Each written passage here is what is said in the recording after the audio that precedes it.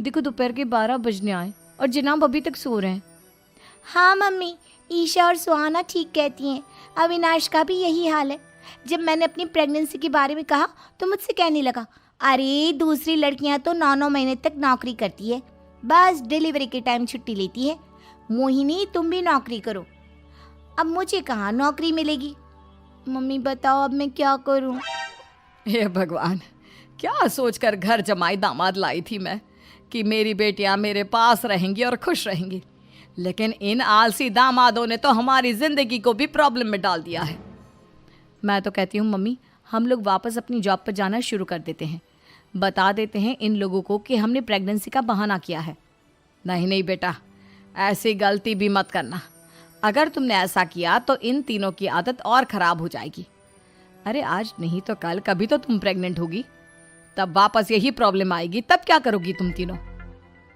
हाँ मम्मी, आपकी बात तो बिल्कुल सही है। इन लोगों को तो सुधारना ही पड़ेगा। लेकिन कैसे? अपने बच्चों के आने की खबर सुनकर भी इन लोगों पर कोई असर नहीं हो रहा। पैसे कमाने के लिए घर से बाहर निकलना ही नहीं चाहते ये तीनों। अब मेरे दिमाग में एक प्लान आया है। तुम तीनों चिंता मत करो, उन तीनों को बुलाओ, फिर मैं बात करती हूँ। थोड़ी देर बाद कावेरी जी अपने तीनों दामादों को सामने बुलाकर अपनी बात कहना शुरू करती हैं। अविनाश, सुमित और विवेक, देखो बेटा, मैं ना तुम तीनों से बड़ा प्यार करती हूँ, इसीलिए तो तुम्हें घर जमाई बना कर रखा है मैंने। अरे मम्मी जी, सीधे सीधे कहिए ना, क्या बात है? प्यार तो हम भी आपको बहुत करते हैं। अरे मम्मी जी, आपकी इज्जत भी बहुत करते हैं। अरे भाई, आपके जैसी सास और कमाने वाली बीवी सबको मिलती है क्या? हाँ मम्मी, विवेक और सुमित ठीक कह रहे हैं। आपकी बेटी से शादी करके मेरी तो ज़िंदगी ही अच्छी हो गई है। जानती हूँ मैं, और ये भी जानती हूँ कि तुम तीनों अपने अपनी बीवियों से बहुत प्यार करते हो। बेटा, बात ऐसी है कि हमारे कुल गुरु ने कहा है कि प्रेग्नेंट होने के बाद मेरी तीनों बेटियां शुरू के 4 महीने हमारे गांव में जाकर रहेगी, जहां मेरे चाचा जी रहते हैं। अरे लेकिन क्यों मम्मी, गांव में जाकर रहने की क्या ज़रूरत है इन तीनों को? वो क्या है ना बेटा, हमारे परिवार को एक श्राप है। अगर मेरी बेटियों ने यहाँ पर बच्चा पैदा करने की कोशिश की तो उनके बच्चों को कुछ भी हो सकता है। इसलिए अब से लेकर 4 महीने पूरे होने तक इन्हें गांव वाले घर में रहना पड़ेगा। हाँ तो इसमें प्रॉब्लम क्या है मम्मी जी? हम भी वहाँ जाकर रहेंगे, पिकनिक मनाएंगे। अरे भाई, बीवी जहाँ हम भी वहाँ। हाँ यार, आइडिया तो बहुत अच्छा है। शहर की ज़िंदगी में रह रहकर परेशान हो चुके हैं, अब कुछ दिन गांव में बिताएंगे। तुम लोग समझने की कोशिश क्यों नहीं करते?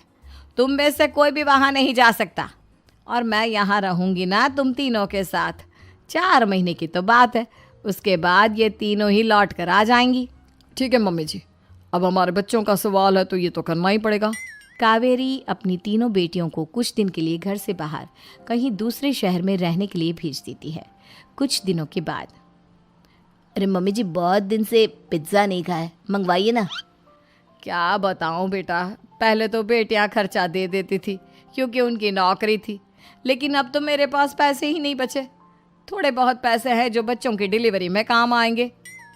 लेकिन मम्मी जी, आपकी बेटियों को वापस आने में तो अभी बहुत वक्त बाकी है। वही सोच सोच कर परेशान हो रही हूँ। सोच रही हूँ कल से दूध भी बंद करवा देती हूँ। अब दूध वाले को देने के लिए पैसे भी तो नहीं है ना। अरे नहीं नहीं मम्मी जी, अगर दूध भी बंद करवा दोगी तो मुझे चाय कहाँ से मिलेगी? और चाय के बिना मैं तो मर ही जाऊंगा। क्या करूं बेटा, इसके अलावा हमारे पास कोई ऑप्शन नहीं है। मेरे पास पैसे ही नहीं बचे। इस तरह कावेरी जी धीरे धीरे अपने तीनों दामादों को पैसे देना बंद कर देती हैं और घर में खाने पीने की चीज़ें लाना भी बंद कर देती है। अब वो तीनों बुरी तरह से परेशान होने लगे थे और इसलिए एक दिन तीनों प्लान करके घर से बाहर निकलते हैं और बाजार में जाने के बाद, यार अच्छा खाना खाए हुए कितने दिन हो गए, पता नहीं कब अच्छा खाना मिलेगा। हमारी बीवियों के जाने के बाद तो हमारी हालत भिखारियों जैसी हो गई है यार। कुछ भी हो, मुझे तो आज पिज्ज़ा खाना ही खाना है। जेब में 1 रुपया नहीं है और पिज्ज़ा खाएगा, कहाँ से आएंगे पैसे? अरे देख, वहाँ सामने बोर्ड पर क्या लिखा हुआ है, कंप्यूटर पर काम करने के लिए एक आदमी की आवश्यकता है। भाई मैं तो जा रहा हूँ, काम करूँगा और शाम तक पैसे लाकर आराम से पिज्ज़ा खाऊंगा। जा जा, तुझे कोई काम नहीं देने वाला, हम तो घर जा रहे हैं, चल भाई सुमित।